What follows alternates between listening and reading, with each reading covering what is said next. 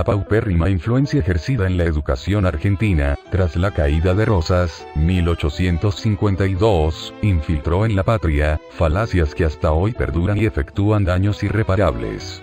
Los ejemplos transmitidos por la Revolución Francesa con su supuesta libertad, fraternidad e igualdad, no pretendía más que estatizar la trilogía masónica de la Santísima Trinidad. Disfrazaron su institución con abundantes mentiras. Decían luchar por obtener supuestamente una nueva forma de vida para los desposeídos, escondiendo en su fondo, no ser una revolución por ellos contra ricos, sino todo lo contrario. Fue realizada para unos pocos ricos frente a la ingenuidad de muchos pobres. El padre Sáenz, conocedor auténtico de su aplicación y resultado, además de entenderlo un producto judaico-masónico, expone su contenido en una conferencia de 13 magistrales capítulos, los cuales por su extensión transmitiremos uno diariamente.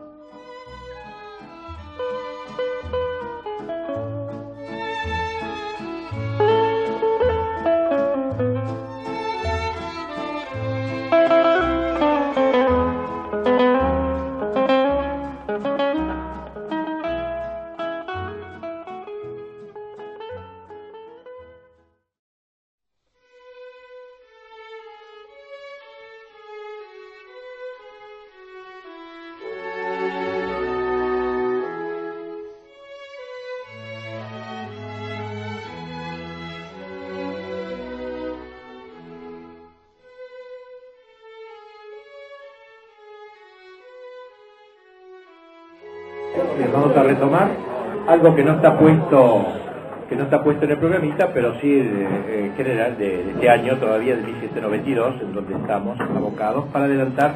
La vez que viene será muy dramático la muerte del rey, de Luis XVI, el juicio, el proceso inicuo que se le hizo a Luis. Bien, entonces entramos en este año, ahora en 1792 trágico, que será testigo de acontecimientos trascendentales de la historia de la Revolución. Destierro de sacerdotes, asalto a las tullerías, matanza de eclesiásticos, prisión de la familia real, etc., y condena a muerte del rey primero. Como era de imaginar, la situación de Luis XVI y su familia no podía ser indiferente a las coronas europeas. Y aquí vamos a hablar muy brevemente de la parte política, porque esto, claro, no era un islote Francia que no tenía nada que ver con todo el resto. Otras monarquías se sentían tocadas en virtud del pacto de familia. España, por ejemplo, no podía no resultar afectada por los acontecimientos de más allá de los Pirineos. El rey Carlos IV, que era pariente de Luis XVI, sufría por lo que estaba sucediendo en Francia, pero no podía prácticamente hacer nada. Solo se limitó a exhortar a los franceses a que respetasen la dignidad de su rey, etc. Víctor Amadeo III, rey de Cerdeña, supo advertir en la revolución, los movimientos revolucionarios, un peligro para todos los pueblos de Europa, y así cerró las fronteras y recibió con afecto al conde de Artois, hermano de Luis XVI, y a sus acompañantes. En fin, el emperador de Austria, Leopoldo II, que gobernaría precisamente hasta 1792, iba a morir en este año, estaba en estos momentos muy ocupado con otros problemas. Él era el padre de María Antonieta, así que cómo no iba a estar interesado, además por motivos familiares. Tanto que en carta a María Antonieta le decía el emperador Habsburgo: la causa del rey cristianísimo es la de todos nosotros, nuestra felicidad, nuestra seguridad, la conservación de nuestras coronas, de algún modo justifican a salvar a toda Europa de la sublevación y de la anarquía. O sea, el resto de Europa vio que estaba tocado todo lo que quedaba de cristiandad. Por su parte, Luis XVI, después de vuelto de Varennes y en pleno acuerdo con su esposa, multiplicó contactos diplomáticos con los diversos soberanos. Pero tenía que ser escondidas, ya que públicamente llegaba a amenazarlos con la guerra si intervenían en los asuntos internos de Francia. Tuvo que ser una doble política. Públicamente los amenazaba: no se meta con nosotros, vamos a hacer guerra, si no. Pero era un poco raro eso, ¿no? Pero bueno, era un doble juego. Él creía que era lo único que podía hacer este rey constitucional, es decir, tan limitado ya para salvar su reino y su propia familia. Así, rogó secretamente al rey de Prusia, como María Antonieta lo había hecho con el emperador de Austria, que movilizase una fuerza armada. De hecho, la revolución ya había cometido atropellos con todas las naciones de Europa, de una cierta causa. Por ejemplo, había anexado con prepotencia el estado de Aviñón, que no era de ellos, era del pontificio. También había roto convenios europeos al abolir en Alsacia los derechos feudales que poseían los príncipes del imperio. Así que había algunas cosas que había que cobrar de alguna manera. En aquella época nadie hubiera asombrado una apelación de Luis XVI a los demás soberanos para restablecer su autoridad conculcada. Lo que él deseaba era hacer como un congreso. El plan de Luis en este campo internacional fue hacer un congreso de reyes acompañado con una contundente concentración de tropas, que hizo con gran aparato, desfiles, declaraciones categóricas, y los príncipes fulminarían un manifiesto contra los revolucionarios de París que, intimidados por la ostentación de poder, se llamarían a cuarteles de invierno y renacería el valor en los ciudadanos honestos que estaban acobardados. Las potencias declararían que no era su intención inmiscuirse en los asuntos internos de Francia, pero que solo reconocen al rey y solo quieren tratar con el rey cuando esté realmente en libertad. Eso iban a imponer, esa fue esa fórmula. La nación intimidada se precipitaría a los pies de Luis y le suplicaría que lo salvase de la invasión y de la guerra. El rey accedería a las súplicas, calmaría la indignación de las cortes europeas y, restablecido su prestigio, lograría los poderes de que se lo había despojado. Este fue, al parecer, el plan preconcebido. Conviene destacar el papel importante que en este asunto tuvieron los emigrados franceses. Se encontraban profundamente decaídos. La causa por la que habían combatido se encontraba derrotada. Los revolucionarios los habían expulsado luego de haberles arrebatado sus propiedades, prohibiéndoles su vuelta bajo pena de muerte. No se puede negar que muchos, aun en la mayor indigencia, supieron conservar su dignidad, y aun cuando la victoria de sus adversarios parecía consolidada, permanecieron fieles a la fe de sus padres y la adhesión a la familia real. 3 fueron las grandes emigraciones. La primera, después de la toma de la Bastilla, que incluyó a los seguidores de Artois, hermano de Luis XVI, que se escapó con sus hermanas y sus tías. Después, el del asalto de octubre, una más numerosa, y luego de la fuga del rey, la emigración se hizo masiva. Ya no se veía casi solución. Claro, eso se puede jugar de 2 maneras, ¿no? Uno, una huida, dejar la cosa en banda, y otro que era una manera de tratar de retomar la situación desde afuera, no sé. Al fin, el 27 de junio del 92, los oficiales emigrados, numerosos por cierto, enviaron a sus camaradas de Francia un escrito en que calificaban de nulo y sin valor todo lo actuado por la Asamblea Nacional desde la prisión del rey. Oigan nuestro juramento, oficiales de Francia, juramos por nuestro honor, el único bien que nos queda, morir para libertar a nuestro rey, educar a nuestros hijos en estas máximas y, mientras vivamos, perseguir a los adalides de los partidos que maltratan a nuestro monarca o acaso pongan mano en la persona de sus majestades. En 2 ciudades alemanas se organizó un ejército de emigrantes. Chateaubriand, que a su regreso de América se incorporó a aquellas huestes, así escribe: el ejército de los príncipes constaba de nobles, clasificados por provincias, y que servían como soldados, es decir, que aunque fuera un duque, era un soldado. La nobleza volvía a sus orígenes y a la monarquía, en el momento en que aquella nobleza y monarquía se dirigían a su fin. Un ejército consta por lo común de soldados de edad semejante, parecida talla y robustez, pero el nuestro era muy diverso, pues era una abigarrada muestra de hombres maduros, ancianos y jóvenes que hablaban los más diversos dialectos. Un padre servía con sus hijos, un suegro con su yerno. Por muy ridícula que pareciera este reclutamiento, tenía no obstante algo de hermoso y conmovedor, pues estaba animado de convicciones sinceras, ofrecía el espectáculo de la antigua monarquía y daba la última imagen de un mundo que iba al ocaso. Toda aquella tropa admirable no recibía un cuarto de los príncipes y hacía la guerra a su propia costa, mientras los decretos la despojaban del derecho a su hacienda y echaban a la cárcel a sus madres y mujeres. Esta era la parte mejor de la vieja Francia. En 1792 muere el emperador de Viena, Leopoldo II, y le sucede en el trono su hijo Francisco II, de 24 años, hermano de María Antonieta, ahora hermano. Del lado francés revolucionario había un acuerdo en favor de la guerra.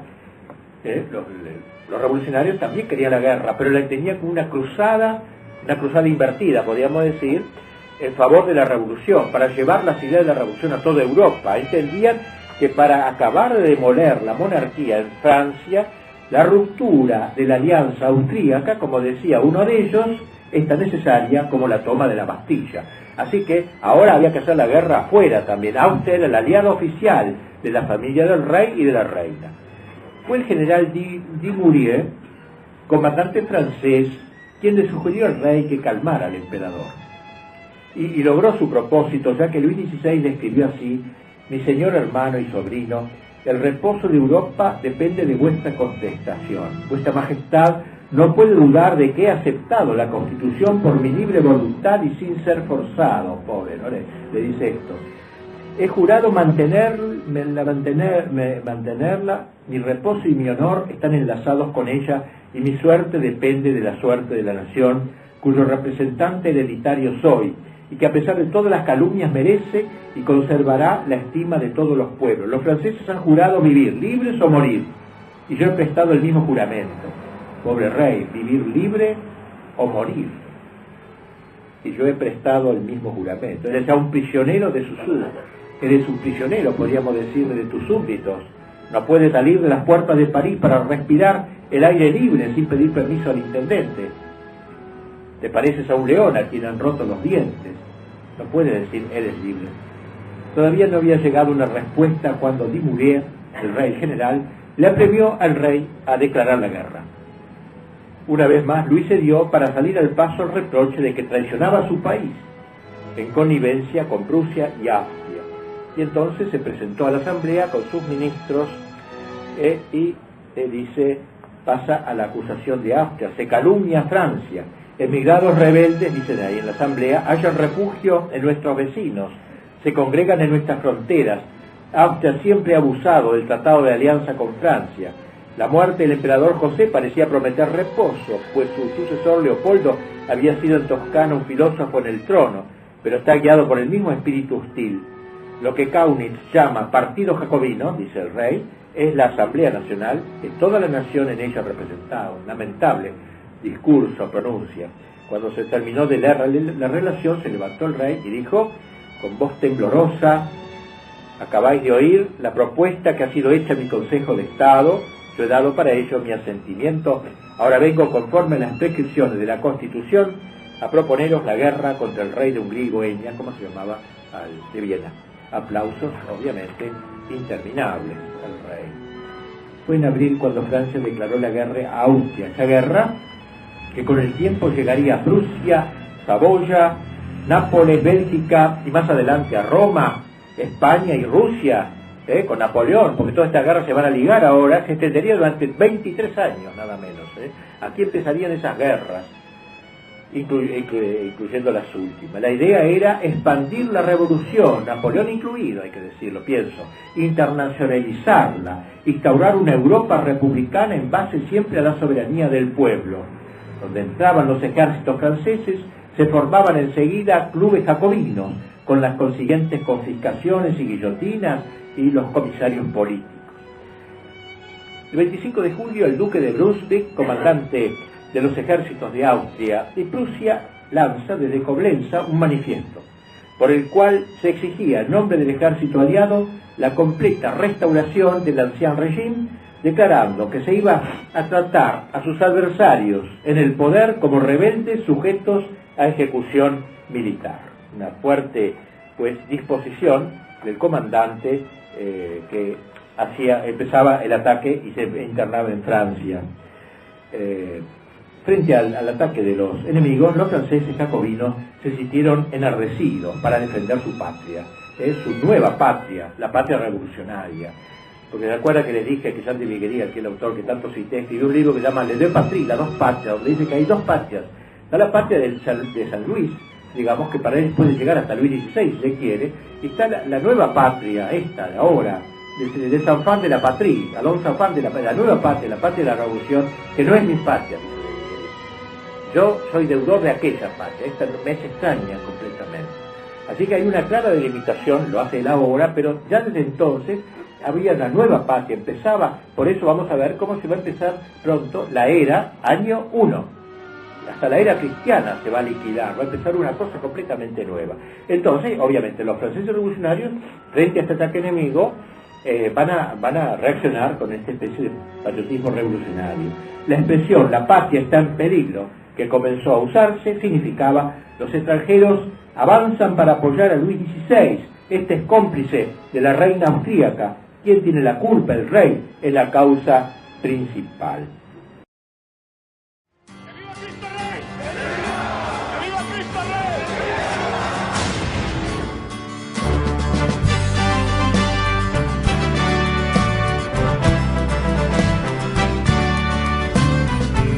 De guerra se escucha en la paz de la tierra y en todo lugar. Los prestos guerreros empuñan su espada y se enlistan para pelear. Para eso han sido entrenados, defenderán la verdad. El objetivo que diera origen a la puesta en marcha de este blog radio, que llamamos Quijote Siglo XXI, es intentar restaurar la patria, sobre los mismos cimientos que señalaron sus padres fundadores.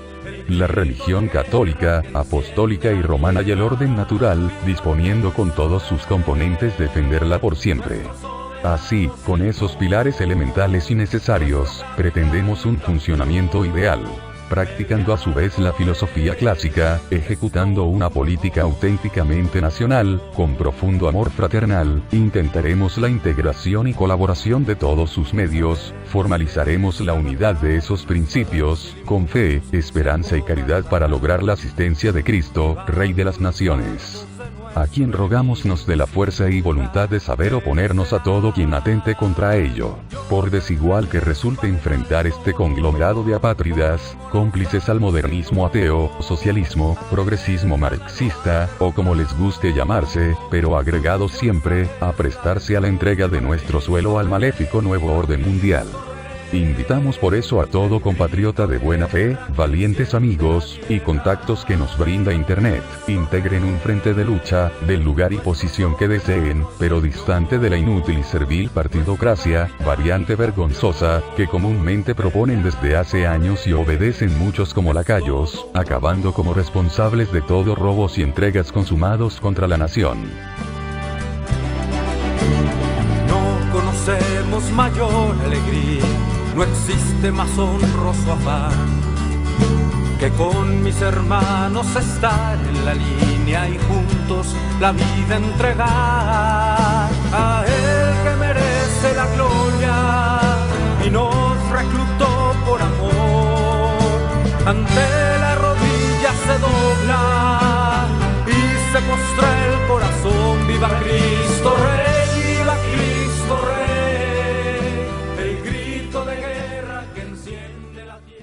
Dos días después del manifiesto de Brunswick, del general alemán austríaco, los revolucionarios de Marsella entraron en París. ¿Quiénes eran estos marselleses? Un grupo grande de unos 1500 hombres que habían salido de Marsella. No todos habían nacido allí, pero venían de Marsella, había entre ellos de otros lugares, presos también de las galeras de Marsella, y también había marineros, bandidos, galeotes fugados, hombres en general desalmados, inteligentemente guiados, se dirigieron lentamente hacia la capital como en una marcha triunfal, obsequiados en todas partes a su paso con banquetes, homenajeados con discursos, arcos de triunfo, mujeres y vino, cantaban un himno poco antes compuesto que llegaría a ser el himno de la Revolución y ulteriormente el himno de Francia. Con sus sones, el himno transmitía un aire marcial y ulteriormente el paso rítmico de millares de patriotas que iban a las armas, os armes, citoyen, que ahora es la palabra que obra todo su sentido, para defender las fronteras amenazadas por los enemigos de la revolución. Hacía vibrar comentaría Lamartine, el himno con un temblor que conmovía el corazón de un género intrépido, daba impulso. Fue, dice Lamartine, el aguardiente de la revolución que derramó la embriaguez de la lucha en los sentidos y en el alma del pueblo. Los manifestantes pues lo cantaron al entrar en París de nuevo, donde por primera vez se lo llamó himno de los marselleses y poco después, más brevemente, la Marsellesa. El autor, Rouget de Lisle, no fue original en la poesía y en la música, que tomó todo de otra parte, es un plagio total. De hecho, sus otras composiciones fueron también verdaderos popurrí de arias que había oído aquí y allá. Se ha dicho que la música de la Marsellesa procede de un alemán, un tal Holzmann, de una misa solemne, y tiene el carácter litúrgico, ¿no? Podría ser de una misa solemnis, ¿no? Esta partitura constituye el credo de esa misa solemnis. Siempre ha llamado la atención el tono religioso que tiene la Marsellesa. Bueno, mientras tanto, el comandante de las tropas aliadas ocupaba Verdun, ¿no? La famosa batalla luego del último tiempo. Después de la caída de esta ciudad, la invasión prusiana parecía tener el camino despejado. Danton, mientras tanto, se había impuesto entre sus colegas, con su discurso: ciudadanos, citoyens, el enemigo está a nuestras puertas, que no quede detrás de nosotros en París un solo enemigo para regocijarse de nuestras derrotas y asesinar en nuestra ausencia a nuestras mujeres e hijos. No era sino un llamamiento a la matanza, y así se hizo. La masacre comenzó el domingo 2 de septiembre, cuando una banda de revolucionarios sacó del carruaje donde se conducía la prisión a 3 sacerdotes refractarios y los colgaron ahí mismo nomás. Fue la señal de una serie de asesinatos que se prolongaría a lo largo de 2 días, efectuados principalmente en las prisiones, donde estaban hacinados los llamados sospechosos, en una categoría especial, ¿no? Al mejor estilo revolucionario. Se llamaba uno tras otro los prisioneros para un simulacro de juicio. Sobre la mesa del tribunal, en medio de papeles, pipas, botellas, los asesinos dispuestos en doble hilera junto a la puerta por la que salían los condenados, los iban matando a sablazos, y con porras. Las víctimas más notables sufrían peores suplicios todavía, como la virtuosa princesa de Lamballe, una princesa francesa, cuyo cadáver fue ultrajado, descuartizado y su cabeza llevada en lo alto de una pica para que desde las ventanas de las Tullerías la pudiese ver su íntima amiga María Antoinette. Y hasta esa crueldad tuvieron. Se calcula en más de 1 millar las víctimas de los sesentistas de este mes, entre ellos casi 250 sacerdotes y 3 obispos. Todos eran condenados como enemigos de la revolución.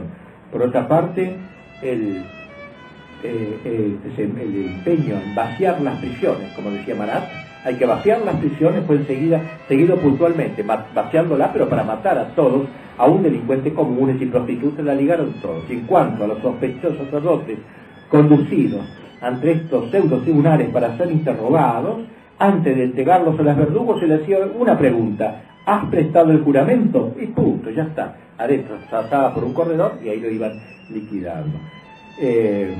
Si uno de ellos quiso salvar la vida, lo podía hacer mediante una mentira. Decía no. Un testigo allí presente contaría poco después: no lo comprendo, tenía aspecto feliz e iban a la muerte como unas bodas. La Iglesia ha beatificado a un buen grupo de estos santos. Hemos dejado a los ejércitos aliados ocupando la ciudad de Verdun. Si hubieran avanzado con rapidez, la ofensiva hubiera sido fulminante, pero se detuvieron demasiado en Verdun y pronto la debieron abandonar. Se ha hablado de un acuerdo entre el duque de Brunswick y el general Dumouriez, ambos parecen pertenecientes a los hermanitos Tres Puntos, no sé seguro esto. De hecho, sea lo que fuere, la contraofensiva francesa derrotó a los invasores en la batalla de Valmy. Pocas semanas después, los invasores debieron volver a cruzar la frontera de Francia. Los ejércitos de la revolución se lanzaron a ocupar tierras de los países europeos. Antes habían preparado el terreno con la propaganda, esto es muy importante. Habían proyectado invadir tierras extranjeras para llevar allí el ideal revolucionario, pero primero intentaron infiltrarse con panfletos al método francés de propaganda en todos esos países limítrofes, en lo que eran expertos por la revolución cultural.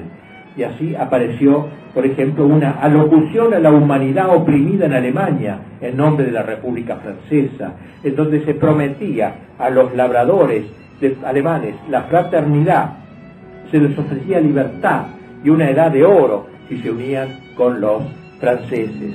En otra alocución de la nación francesa a los alemanes se leía: pueblos de Alemania, juramos libertarlos. ¿Quieren ser meros espectadores de nuestra lucha por su libertad? La unión de ambas naciones sería un terror para los tiranos y una esperanza consoladora para todas las naciones subyugadas. En una nueva proclama, esta vez a los soldados alemanes se les promete la ciudadanía francesa y un sueldo si se rinden. En una hoja dirigida a los labradores de Maguncia se los excita contra los gobernantes eclesiásticos que viven opulentamente y solo dejan a los labradores para comer heno y paja. Tal política no tuvo el efecto esperado, no hubo resultado. No deja de resultar gracioso que en un mensaje de los artesanos al jefe de los franceses se le decía: somos libres, como diciendo, no nos digan que nos van a libertar, ya somos libres. Esto es un mito, somos libres, amamos a nuestras autoridades, no por temor servil, sino porque cuidan con paternal amor del bien de los ciudadanos. ¿Por qué nos quieren libertar de cadenas que no llevamos? ¿Por qué nos quieren imponer beneficios de que no tenemos necesidad? ¿Por qué quieren conmover una constitución que hace venerable no su antigüedad sino su bondad, la de ellos, ¿no? ¿Por qué perturbar la serena calma de un pueblo que vive feliz en el seno de la libertad? Los ciudadanos de Frankfurt no están oprimidos ni expuestos a exacciones. Sus autoridades están formadas por conciudadanos. Una tercera parte son artesanos. Dan regularmente cuenta a los ciudadanos del estado de la hacienda. Los ricos no tienen privilegios algunos. Los pobres están amparados contra la indigencia por públicas fundaciones. Las contribuciones son extremadamente pequeñas, ya que el general Custine, tal era el nombre del comandante francés en ese lugar, se llama protector de la libertad y del público bienestar, obraría contra sus propios principios si no dejara a los de Frankfurt su constitución. Estos solo desean que la República Francesa, con su nueva constitución, pueda ser tan feliz como los de Frankfurt con la suya. Sí, una cosa, un balde de agua fría sobre la propaganda enemiga. Pero ciertamente, si bien no influyó en los pueblos de los países limítrofes de Europa, sí en los intelectuales. Siempre pasa lo mismo. Es decir, un buen grupo de intelectuales se adhirieron a esto. De modo que los generales franceses, Custine y Dumouriez, hubieran podido decir Veni, Vidi, Vici, vine, vi y vencí, porque en vez de soldados que combatir, encontraron muchos adeptos dentro del grupo intelectual que abrazar. Años adelante, los ejércitos revolucionarios entrarían en Italia con Napoleón, donde todo el ambiente ya había sido preparado también por la revolución. ¿No era acaso Roma la gran enemiga? Lo mismo en Rusia, sobre todo en San Petersburgo y en España, ¿no? Bien, vamos a terminar con una última relación. Los ataques militares hicieron que los clubes desparramaran el rumor de que el enemigo tenía cómplices en el interior. Los aristócratas, los generales, los eclesiásticos, la corte. Y por tanto, para obtener la victoria había que exterminar a los traidores, sobre todo a los sacerdotes, que eran los peores de todos. Y se intensifica pues la persecución al clero. Partió, por cierto, de los hombres de la revolución, esta persecución, pero especialmente de los sacerdotes apóstatas, para quienes la sola existencia de los sacerdotes fieles constituía una constante e implícita reprensión. La Iglesia constitucional estaba cada día más desacreditada, mientras que los sacerdotes no juramentados los rodeaba un halo de martirio, a tal punto que numerosos juramentados se habían visto inclinados a arrepentirse de su mal paso. El pueblo común estaba furioso, persuadido de que el culto constitucional ya no era el católico. Inteligentemente había observado Mirabeau que si se quería el triunfo de la revolución, se había de quitar al pueblo la religión. Esta era la posición de la mayoría de los miembros de la Asamblea Legislativa, y por eso favorecerían tanto a los juramentados. Como algunos se quejaban del mal ejemplo que a veces daban los sacerdotes constitucionales, tenían mujeres, plata y lo que fuera, replicó un iniciado en los secretos del Club de los Jacobinos: precisamente eso es lo que queremos. Cuando el pueblo esté harto de esos venales apóstatas, les diremos: son ustedes muy estúpidos cuando gastan su dinero para gente que desprecian. Es decir, después de haber atacado a los sacerdotes juramentados, atacarían a los constitucionales, y era bueno que entonces se mostrasen degradados ante el pueblo para ver que todo era la misma porquería, juramentado, no juramentado, y habría que acabar por algunos. Ya hacía algún tiempo que la Asamblea Constituyente había acordado la supresión de las órdenes religiosas.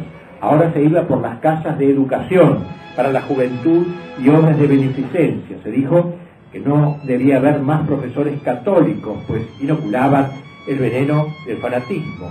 Más aún, la sola aportación de símbolos religiosos empezó a ser vista como expresión de lo que hoy llamaríamos fundamentalismo. Una vez más, los peores en esta campaña fueron los curas apóstatas. Tournai, obispo constitucional de Bourges, al tiempo que atacó a las congregaciones religiosas, propuso la prohibición de la sotana, ya que su presencia en la calle era una bandera contrarrevolucionaria. Afuera las mascaradas, gritaban algunos. El obispo Roger se metió rápidamente en el bolsillo el solideo. Guy Berron, un obispo constitucional de Limoges, puso su cruz pectoral sobre la mesa de la asamblea como donativo patriótico. Con gran júbilo se acordó la supresión de las sotanas. Pero el principal ataque se dirigiría siempre al clero, que rehusaba el juramento. Hasta se quiso que el rey cambiase de confesor y tomase un juramentado. El 23 de abril comenzó a correr la voz de que el pueblo reclamaba el destierro de los recalcitrantes. Quedaba eso, sacarlos del país. Luego llegaron mensajes en el mismo sentido, todo estaba tramado, claro. François de Nantes, un miembro de la asamblea, habló durante 2 horas. Tales sacerdotes, dijo, dividen todas las cosas, paralizan a las autoridades, amenazan a los clérigos constitucionales, enloquecen a los campesinos y tienen la culpa de que los tributos no se paguen. Pero no conseguirán su objeto y el rayo del Papa rebotará en el escudo de la libertad.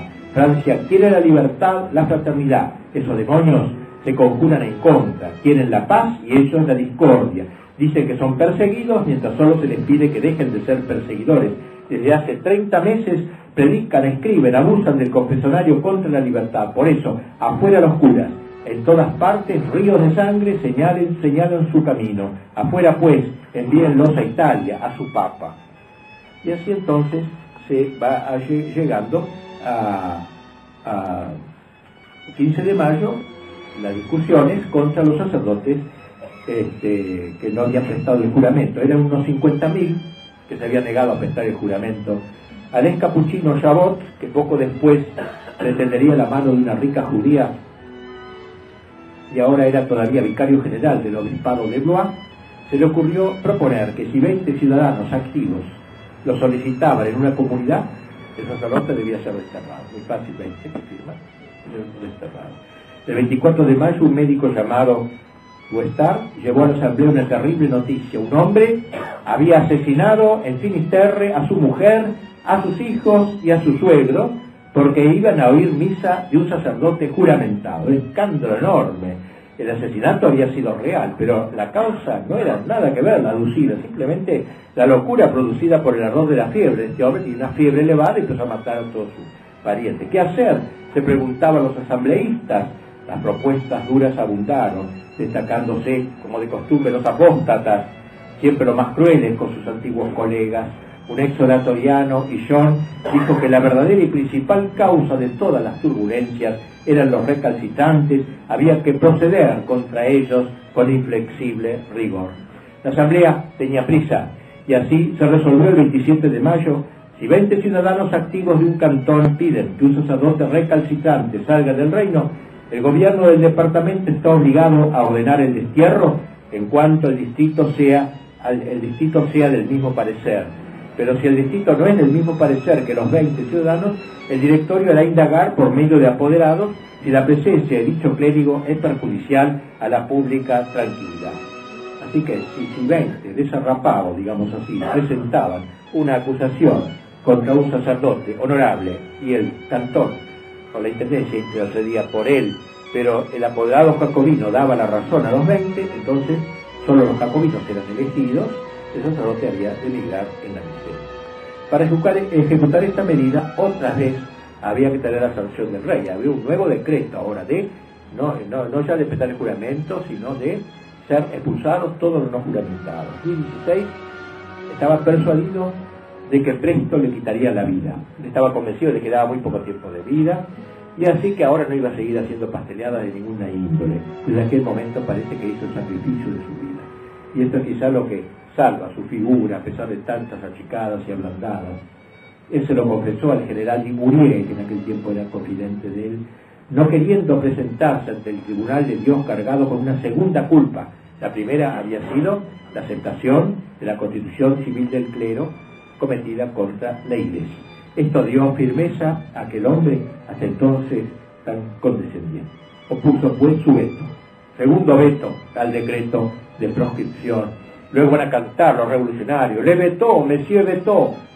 Veto, ¿no? En francés siempre acentúan todas las palabras graves. Monsieur Vetó lo llamaban el Luis XVI, y a ella Madame Vetó, porque María Antonieta no tenía nada que ver, pero había que meterla. Monsieur Vetó, Madame Vetó, ¿no? Vayan todos a la cárcel, le vamos a cantar incluso aquí un cantito que se llama así, Monsieur Vetó. Bueno, cuya música encontré, ¿no? Así Zaira, la Marsellesa, todos ustedes la conocen. Bueno, así que entonces este pensamiento dio firmeza a aquel hombre, ¿no? Dios puso el veto. Enseguida comenzaron varias matanzas de sacerdotes y se dispuso el destierro casi total de los refractarios. Mientras tanto, el clero constitucional experimentaba una desilusión tras otra. Se había comprometido con el poder y este poder hacía todo lo posible para confirmar el compromiso. Los obispos oficialistas eran miembros de los directorios, de los departamentos e incluso presidían, al menos honorariamente, diversos clubes jacobinos, de esta índole, clubes. Asimismo bendecían sin escrúpulos los árboles de la libertad, un símbolo de la revolución.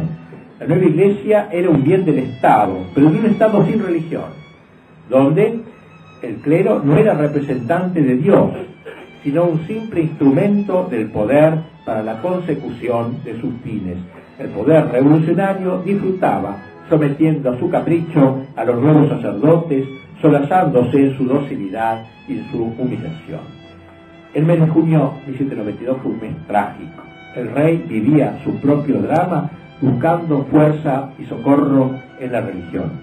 Al comienzo de este mes escribe una oración que es también una promesa. El texto ha llegado hasta nosotros. Una vez más, el rey muestra su arrepentimiento por haber aceptado algunos elementos de la filosofía nueva, de las luces, y de haber sancionado la constitución civil del clero. Lamenta no haber reprimido, dice, la licencia del pueblo y la irreligión, y de haber provisto, agrega, armas a la herejía que triunfa. Confía, sin embargo, en que Dios sabrá perdonarlo. Tú has perdonado a David, que había sido causa de que vuestros enemigos hubiesen blasfemado contra ti. Invoca los corazones de Jesús y de María. Promete también ir personalmente, después de su liberación, a la iglesia de Notre Dame de París, a consagrar su persona, su familia y su reino al Sagrado Corazón de Jesús, con el compromiso de dar a todos sus súbditos el ejemplo del culto y de la devoción, dice, que son debidos a ese corazón adorable. Como se ve, el rey se ha preparado en el secreto de su alma. Ahora se siente feliz de tomar la defensa de los sacerdotes refractarios y de reparar así, de alguna manera, la aprobación dada en 1790 a la Constitución Civil del Clero. A fines de julio llegaron los marselleses a París, cantando su himno de combate. Los jacobinos los esperaban fraternalmente. Allí se convino la destitución del rey. Por eso el rey va a caer por el veto, por los dos vetos, ¿no? Contra los emigrados, a favor de los emigrados y de los sacerdotes.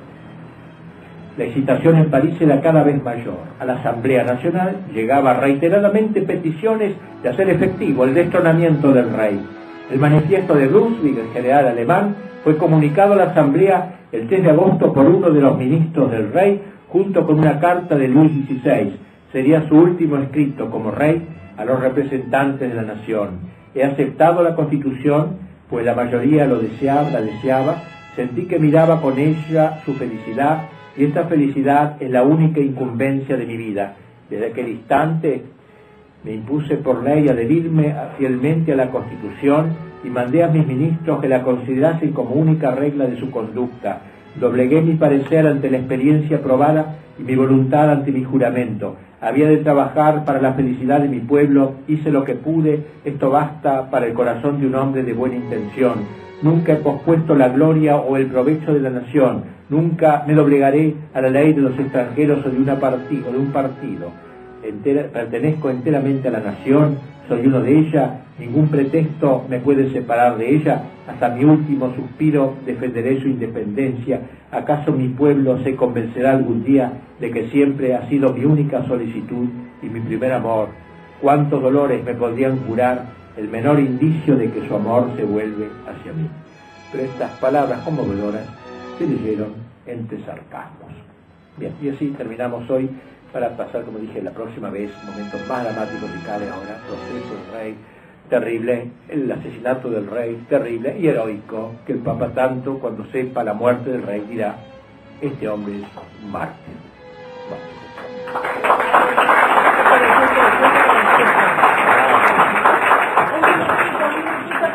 Bueno, les recuerdo que el próximo mes no hay clase, no hay conferencia, el día de julio